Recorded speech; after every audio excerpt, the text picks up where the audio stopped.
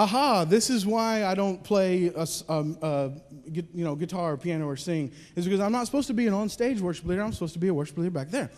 And so, man, I was jazzed and I was pumped, and I just started learning as much as I could, and God was very faithful just to continue to let me learn and to figure things out. And so fast forward to about 3-4 years ago, and Sean was here, and Sean and I had a great working relationship, and we kind of tag teamed our worship services, but I just began to get frustrated. I don't even know why. Like, we would come home, and my wife was in Kids Rock, and she'd be like, well, how'd the service go? And I was like, well, it was really good. And she was like, well, it doesn't sound like it was really good. And I was like, well, I don't know. I was just frustrated as I was listening and watching. Everything went fine. It sounded fine, and Sean did a good job leading, but I was just frustrated. And that went on for about 2 or 3 months until she had finally had enough, and she said, you know why you're frustrated, or I know why you're frustrated, because I didn't know why. I know why you're frustrated, because, guys, let's be honest, our wives are smarter than us anyway, right? And so she said, you're frustrated because you're not doing what God called you to do back in Houston that night. And I was like, no, honey, you don't understand. I don't sing. I'm not a piano player. I don't play guitar. I'm supposed to be back there, behind the scenes. She goes, okay.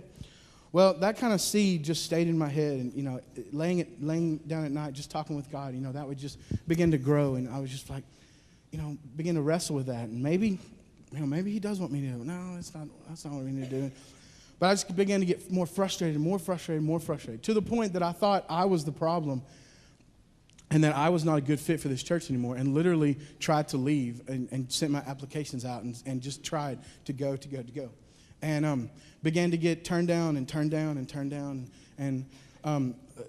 the last time I was turned down, I was literally in Louisiana, a church about a little bit bigger than ours, but technology was just unbelievable. They had all the toys that you could imagine to lead worship in and stuff like that. And I was so excited, and I just got there.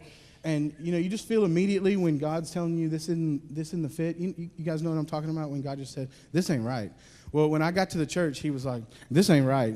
And so I went through the interview, came home, and I told Pauline, I said, man, that's a great church, but I'm not called to go there. And I remember Monday night after that, sitting in my living room, just crying, saying, why won't God let me go anywhere? I don't understand.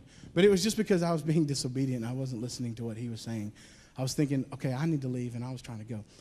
So that Tuesday, the next day, is when Sean came into my office, and he said, I'm taking another job to go to Artesia. And, it was almost like somebody, conked me across the head and said, how much more stuff needs to happen before you will obey what I want you to do? And so I said, okay, well, if, like David said, if Sean's leaving and I feel frustrated being called, maybe this is something I need to try and, kind of dip your toe in the water and see what's going on. And so I went to David and I said, I'll do the interim. I'll see. We'll bring in all these groups. I can manage it. Like I said, I'll do the choir and do the orchestra. And let's just see what happens. And man, that first night when we started leading the choir and it was so cool.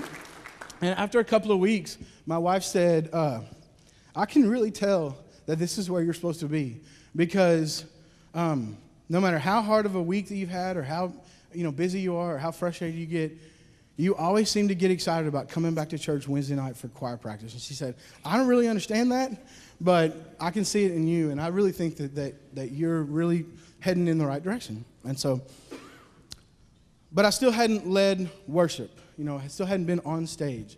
And so the month of, I think it was November, we were looking for some people, and we couldn't find anybody, and it was getting closer and closer to the deadline, and we didn't have anybody. And so I just said, okay, look, I can get by doing worship for 1 week. I'll just lead. We'll take a knee, and it'll be okay, and we'll get by, and we'll find somebody else. And so on November the 15th, that was the service, the first time that I was going to lead. And so, I mean, you can't imagine how much of a nervous wreck I was. And so that morning, that weekend, we had people, 5 or 6 people praying for me, and just my prayer was and is and will always be that no matter who's on stage, I just pray that we just get out of the way and let God be seen. I don't want it to be about me and my shoes and, jumping around like a crazy, guy. But, I want our worship services to be about God. And so on that day, I wanted our worship service to be about God, not about me. And so we prepared and we kind of rehearsed, and we hit the downbeat, and I'm standing about right here. We hit the downbeat, and we started leading, and I almost heard an audible voice that said, "It's about time." And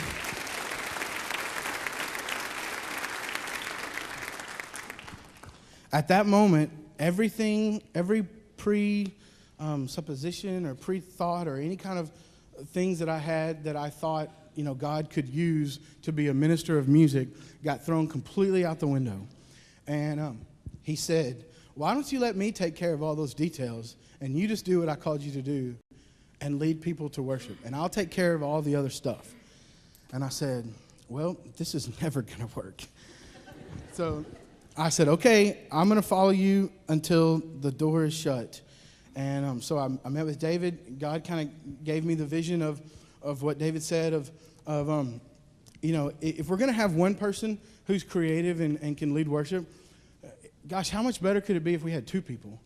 And, one person to do all of the stuff that we're trying to do, would drive themselves crazy.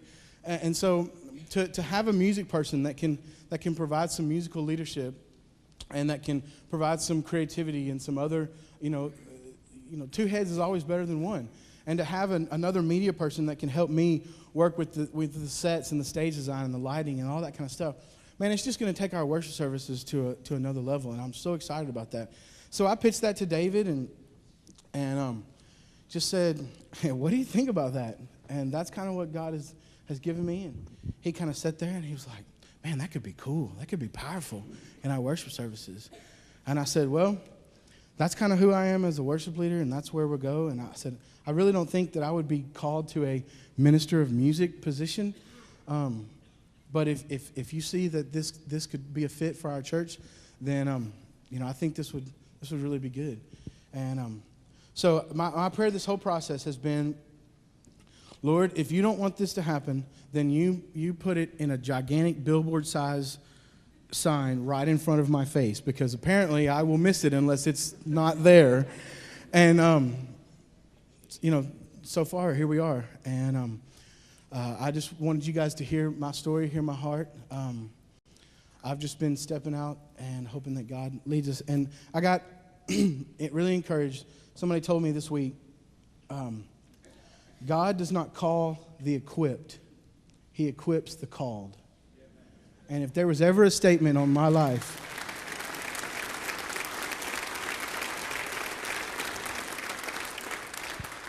if there was ever a statement about my life, that would be it.